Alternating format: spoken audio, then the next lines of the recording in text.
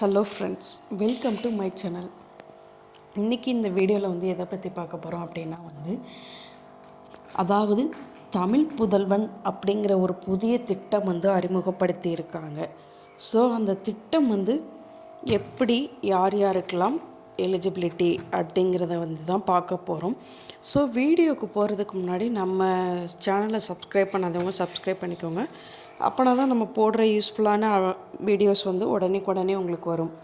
Okay, வாங்க வீடியோக்குள்ளே போகலாம். இன்றைக்கி இந்த வீடியோவில் என்ன சொல்லியிருக்காங்க அப்படின்னா 6 முதல் 12ஆம் வகுப்பு வரை அரசு பள்ளிகளில் பயின்று உயர்கல்வியில் சேரும் மாணவர்களுக்கு மாதந்தோறும் 1000, அதாவது எல்லாருக்குமே தெரியும், இன்றைக்கி தமிழ்நாட்டில் பட்ஜெட் தாக்கல் பண்ணுறாங்க. ஸோ அந்த பட்ஜெட் தாக்கலில் தான் இந்த திட்டத்தை கொண்டு வந்திருக்காங்க. இந்த திட்டத்துடைய பேர் என்ன அப்படின்னா புதிய திட்டமான முதல்வன் அப்படின்னு சொல்லியிருக்காங்க. அதுக்கப்புறம் இந்த திட்டத்துக்கு யார் எலிஜிபிலிட்டி, அதாவது தமிழ்நாடு கவர்மெண்ட் ஸ்கூலில் படிச்சிருக்கிறவங்க, அரசு பள்ளியில் பயிலும் மாணவர்களுக்கு தமிழ் புதல்வன், அதாவது தமிழ் புதல்வன் அப்படிங்கிற திட்டம் அறிமுகப்படுத்தியிருக்காங்க. 6 முதல் 12 வரை பயின்று உயர்கல்வியில் சேரும் மாணவர்களுக்கு 1000 வங்கியில் செலுத்தப்படும்.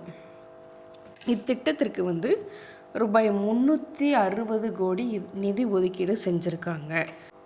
இன்றைய பட்ஜெட் தாக்கலில் இதுதான் சொல்லியிருக்காங்க. புதுமையான திட்டமாக அறிமுகப்படுத்தப்பட்டுள்ளது.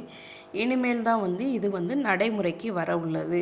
ஸோ தமிழ் புதல்வன் அப்படிங்கிற திட்டம் யாருக்கு அப்படின்னு பார்த்தீங்க அப்படின்னா தமிழ்நாட்டில் தமிழ் கவர்மெண்ட் ஸ்கூலில் படிச்சிருப்பாங்க தெரியுமா, அவங்களுக்கு.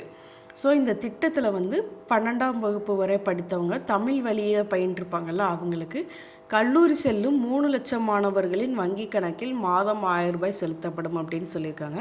இதுக்கு இப்போ வரை எலிஜிபிலிட்டி க்ரைட்டீரியா எதுவுமே சொல்லலை. கண்டிப்பாக சொன்னதுக்கப்புறம் இந்த வீடியோவில் அப்லோட் பண்ணலாம். ஓகே ஃப்ரெண்ட்ஸ், இந்த வீடியோ உங்களுக்கு ரொம்ப யூஸ்ஃபுல்லாக இருக்கும்னு நினைக்கிறேன். கண்டிப்பாக இதில் எல்லாருமே தெரிஞ்சுக்கோங்க. Okay friends, thank you, by.